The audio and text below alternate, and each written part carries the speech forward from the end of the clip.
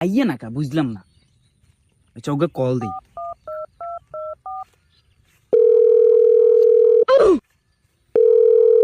কোনা রে সাইড তাড়াতাড়ি আইস না, তোকে হুইরা আর খাড়া রইছি আই। হবরে হ্যাঁ আয় কতক্ষণ ধরে হইছে খাড়া রইছি, তুই তাড়াতাড়ি আয়। হ্যাঁ আইস দেখছি আয় খবরে এই তো ফনিরালা আয়ের আয়ের তাড়াতাড়ি আইসা।